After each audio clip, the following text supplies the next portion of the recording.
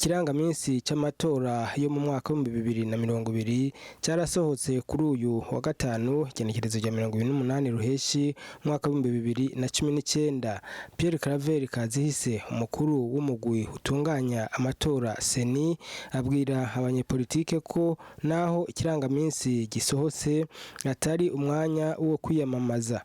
Yabivuze mu nama yari yakoranije ku banyepolitike kubaserukira ibihugu byabo mu Burundi n'abari mu mashirahamwe ataho yegamiye mu bya politike. Reka tumwumvirize. Mu majambo avunaguye hariho cyane amatariki y'amatora azoberamo. Hariho amatariki makuru atatu ko mwabibonye.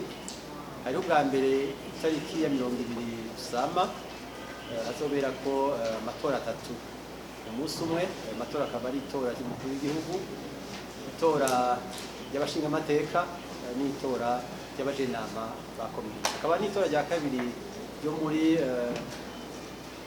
muri Mukakaro, n'itora ry'abakenguza amateka itariki 24.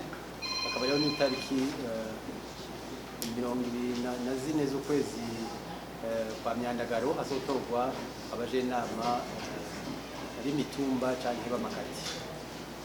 Imbere y'amatora murazi ko haba kwiyamamaza mu gitabo c'amategeko agenga amatora bavuga yuko ari imisi 21. Rero ni imisi 21 imbere yuko ayo matora aba. Kiretse nk'uko mubizi amasaha 48 kwiyamamaza biba vyahagaze. Cyo imisi 23 imbere y'itora y'umunsi w'itora nyezi. Nk'abo bibaza ko kubera ikirangaminsi kibonetse igihe cyo kwiyamamaza gitanguye babwira yuko babifasha ukutariko ukwiyamamaza kugengwa n'amategeko.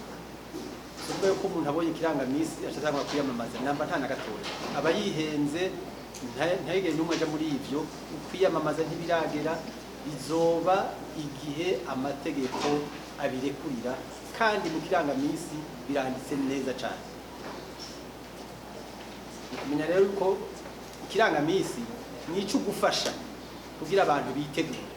Murabona hariho abakeneye kurondera nk'amadosiye kugira ngo bitoze, hari abakeneye kurondera amadosiye kugira ngo bazosabe baje guhagarikira amatora cyangwa kurorera amatora. Ivyo byose bikeneye yuko abantu baba bizikare kugira ngo bikore mu mwanya mwiza, bikorwe kandi bitungane. Kwiyamamaza ntibiregereza no kwegereza. Ikirangaminsi nico kugira twerekane ibihe ibikorwa by'amatora byose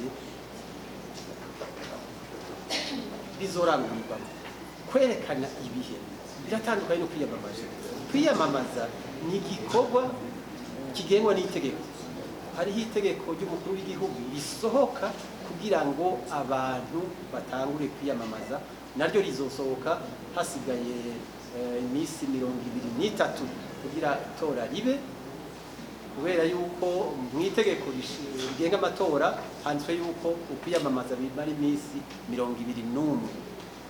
Bizosohoka rero hageze amabiyamamaza ico gihe. Ubu ni kugira ngo bamenye uko ibintu bizogenda, hanyuma bitegure.